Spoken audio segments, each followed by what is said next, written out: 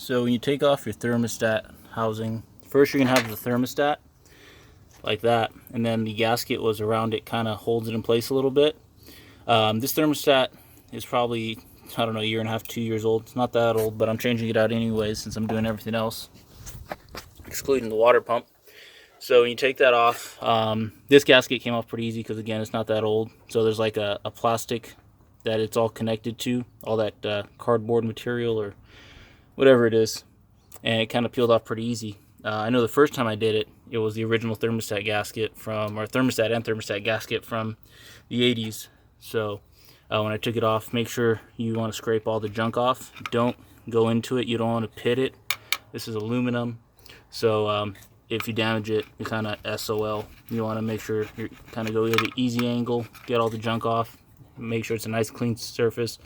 Maybe use a little bit of carburetor spray or carb brake cleaner, clean off the surface, and then you can go ahead and, after it's all dry, put on the new gasket and thermostat. But I'm gonna leave it like this for now.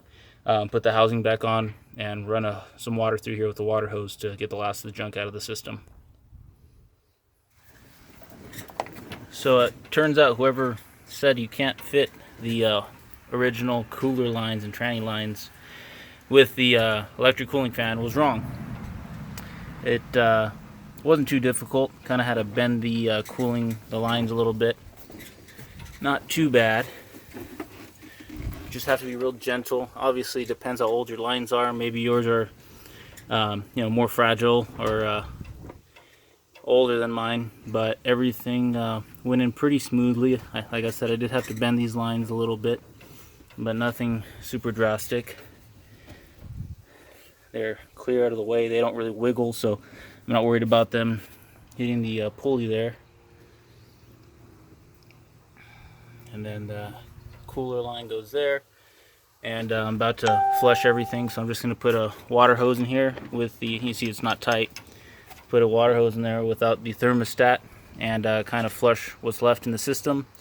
And then we can get to putting everything together in terms of the final hoses for the radiator, and then not sure if I'm going to put the cooling fan on or do the electrical for the fan yet. Maybe just do the radiator, again, depending on how much time or how much sunlight I got today. So tighten these up again. Looks like I'm gonna have to change that belt pretty soon. But yeah, everything's coming along really nicely. Just make sure, again, take your time, guys. I mean, this is probably should be pretty easily a one-day knockout project. Again, I was pretty busy. I was doing a lot of things with work, so it's taken me 2 days pretty much to get everything in and together. But hopefully you should have everything together by the end of the day again. So I run the hose, try cranking it over, and of course battery's dead from yesterday. So I'm gonna let that charge for a little while. Hopefully it doesn't need too much on the trickle charger. And then in the meantime, I guess I'll start checking out this wiring harness and get an idea of how I'm gonna run everything. So on the passenger side, there's a what was previously some type of coolant temperature sensor for the block. I've never had an issue. Actually, my truck's never been connected. I just found out today that was even there.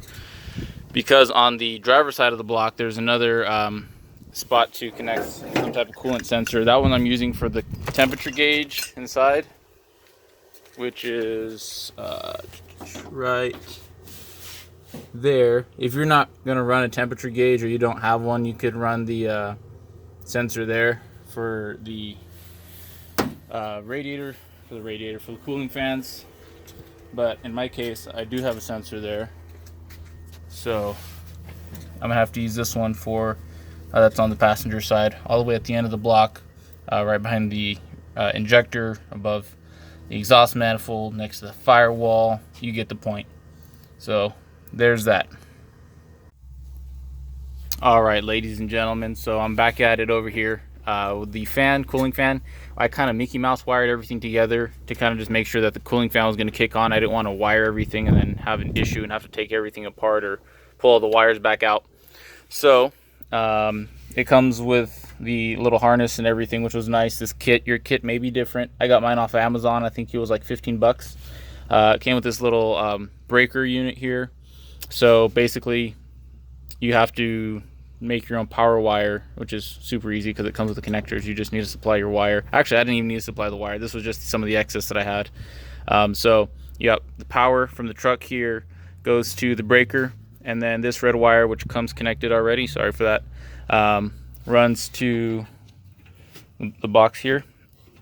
And then we have another red wire that leads to power for the fan itself. I know that looks like crap right now, but again, I was just kind of putting everything together to see if it worked. I'm going to take that apart and solder it and everything. So I had to extend it with some brown wire because the red wire was too short. And then I also have the brown wire going to ground. If you use the same color wire, make sure before you test anything, I always do it anyways, so I don't think I'm having an issue with it. Before you take anything apart and put it back together, you always test with a test light where the power's coming from and if it's hot or not. And then the last wire here is the one to the ignition switch. This one was a little short to go all the way to the ignition, so I have to make it longer. I ran out of some soldering. Solder, is that what it is? Yeah, the solder. So I ran out of that. So this one I did use a butt connector just so I can kind of put it together right now. And that's going to be ran to the ignition wiring. And this is going to send power once you turn your truck on or your car on. This will send power over here to the sensor, and then once the sensor gets hot enough, it will send a signal and everything will turn on. Your cooling fan will turn on. Again, that's horrible wiring. Don't do your wiring with electrical tape. And yeah, make sure you use some solder. You use at least use the butt connectors with the shrink wrap over it, the heat shrink. And that's pretty much it right now. It did kick on around 195 to 200 degrees. I think my gauge might be off by a little bit because since I got this gauge, my truck has been like 5 to 10 degrees hotter all the time, and I don't think it was a gauge that made any difference. There still might be some air pockets in the radiator, so I still have to bleed it out a little more. One of the other lines was leaking a little bit because the hose clamp was crooked just a little bit. The upper radiator hose over there that connects to the radiator was leaking a little bit. So I adjusted that. I haven't ran it since. I'm going to let it cool down, open it up, and try and get all the air out again. So overall, this was not, I'd say it's an easy to maybe intermediate project, and that's only because there's some basic wiring. So if you could do some basic wiring, this is no problem to knock out in a day if you have some help. I didn't really have that much help. I had somebody help me lower the radiator in here, but other than that, I did everything myself. So that's what's going on now. For the next project, I'm having transmission issues. So hopefully my goal is before SEMA, which is like 3 or 4 weeks away. This is not going to be in SEMA, guys. It's not going to be driven to SEMA. But my goal is before I leave to SEMA to have the trans fixed, replaced, upgraded. You guys will see what it is when it comes to that point. Again, hopefully I can do a little better video for you. This is more of, I guess, an overview of how it is. Most of my videos, that's how they are, because I need to get myself a camera holder and some other stuff just so I can videotape while I'm working instead of having to work and then videotape myself. So that's that. Hopefully it works out good. I'll let you guys know when I drive it around, you know, how it kicks on and how it keeps the radiator cool. Again, this is a Mishimoto radiator fan, electric fan, radiator fan. And when it kicked on, there was a lot of air pushing through there. Like I could feel the air. I put my hand over here and you could feel the air being pulled through. Of course, you don't feel that with the clutch fan. So hopefully this will keep the truck cool. And whenever I get those turbo parts cleaned up and in the truck, everything will work together nicely. I don't plan on running much boost. I just want a little bit more power and the nice sound of that turbo. So hopefully this video helps out, and I'll let you guys know how it works out once we do a test drive. We'll see if it kicks on. I'm also planning on doing an override switch just in case for whatever reason. So I'll be doing that later in a couple weeks. I don't know if I'll make a video on that because that's going to be pretty straightforward again. So thanks for watching and have a good day.